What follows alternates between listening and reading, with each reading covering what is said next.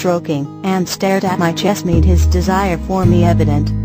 His thumb caressed my cheek and it was a little more awkward stroking him in this new position, so I pressed myself closer, angling him upward. When his eyes met mine, I realized he was releasing brief pants, and our hands sped. I couldn't totally decipher what his eyes held as they fixed to mine, locks of his darkened and wet hair matted to his forehead, but it was troubling. His brows pulled together and he exhaled raggedly, gazing into my eyes with a conflicted stare.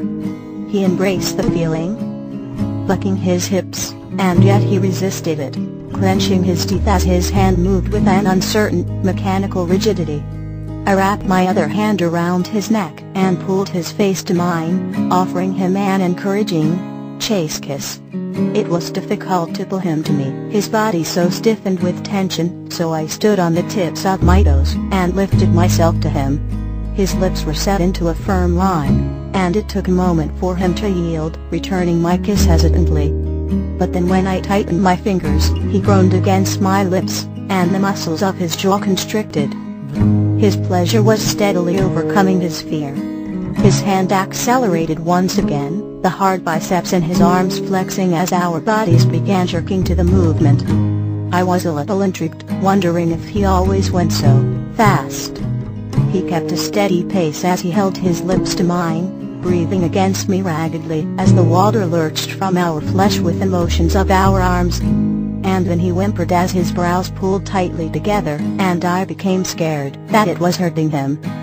Fortunately, his hand slid from my cheek and grazed the side of my breast, and I realized that he was enjoying it, wanted more, even. I arched my chest to him in offering, silently thankful that we at least had that. His conditioning to my mind and body hadn't been ruined by his absence. With a grunt as our hands tightened, he cupped my breast and began kneading it, his lips parting against mine as he gasped wildly. Our lips slipped against each other as the tense jolts of his arms moved his body. He lifted his face and his eyes were dark, hooded with enough lust to evidently distract him from his nervousness. I licked my lips, and though my arm was beginning to burn, I ached to go faster just to revel in his reactions. He stepped closer and watched his fingertips massage the skin of my breasts as our hands bounced between us. His brows pulled together tighter as he flicked his thumb over my nipple, his teeth capturing his bottom lip and forming the drawn F or presumably restrained fuck. He gripped my breast and pulled my upper body to him, dropping his face into my neck. He began planting clumsy and urgent kisses below my ear, his hand no longer trembling as it guided me with quick, sharp thrusts along his length. His voice was husky and strained as he spoke into my skin. So fucking good. I couldn't deny my own arousal as he grunted into my neck and continued massaging my breast. My hips moved and I was panting, rubbing my thighs together as my arm burned with exertion. Without warning, his hand was dropping from my chest and pressing itself into the juncture of my thighs. The feeling of his sudden and eager fingers made me moan, my stomach beginning to coil in that only barely familiar way. My head grew clouded and I gasped as they spread me, forcing themselves deeper and touching all the right things. But I found it difficult to concentrate on his face and breaths as our hands moved, so I grabbed his wrist and returned his palm to my breast. Though he complied and continued kneading me, he pleaded, "Let me touch you," and opened his mouth against my neck, sucking the flesh as his grip loosened around mine. But I simply ran my free hand through his hair, trying to ease his worry as I kissed the top of his head, because I was smarter than he gave me credit for. By focusing on me, he could forget about himself, and I'd be too distracted to even realize it. I finally understood his reactions to my touching him while he desensitized me all those months ago. I could feel his legs suddenly tremble as our arms bounced rhythmically, the flesh inside my hand growing impossibly tighter as his erection swelled. I could tell when he was close because his grunt transformed into a keening groan, and his hand slid to my shoulder, grasping it in alarm. He raised his face with an abrupt lurch, and his eyes were wide, lust and longing and love laced with utter terror.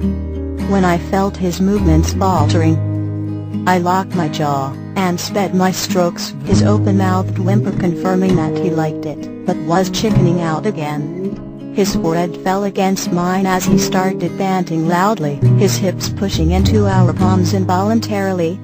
I felt him jerk once in my hand. Shit.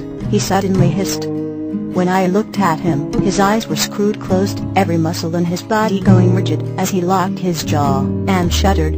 I kept my eyes fixed on his expression for any signs of pain, caressing his hair as his erection began pulsing in my hand. Holy fuck. He growled breathlessly, his nose wrinkling in a way that I couldn't determine as either a positive or negative reaction. But then I felt something warm hit my stomach, and his hand was dangling in my hair, pressing me closer as he emitted a long and shrill hiss through his tightly clenched teeth. Then his hand stilled mine, and I could feel tension dissipate from his body, his chest heaving with loud, erratic breaths. His body slackened as he released my hand and shoulder, only to snake his arms around my waist and quickly bury his face in my neck. "Is that good?" I asked shakily, enveloped by him and still uncertain as I threaded my fingers through his wet hair. It was the first time I realized how very similar pleasure and pain appeared on someone's face. He panted into my skin, crushing his chest tighter against mine.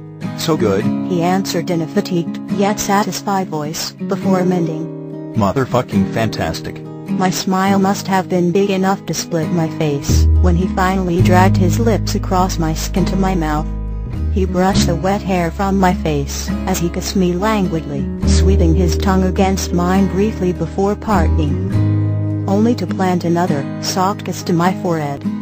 When he leaned back, he looked so relieved and relaxed that his eyes shone. As he gazed back at me, he returned my grin with his own lazy, crooked smile. Then he dropped his eyes to my chest, and curved an eyebrow, lifting a hand to fondle me playfully. We spent the next hour reacquainting ourselves with intimacy, in the foggy shower, lathered hands tracing places that were never forgotten, but definitely missed.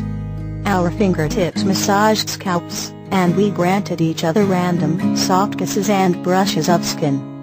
Because intimacy was fine all on its own, as was affection. But together, the two were perfect.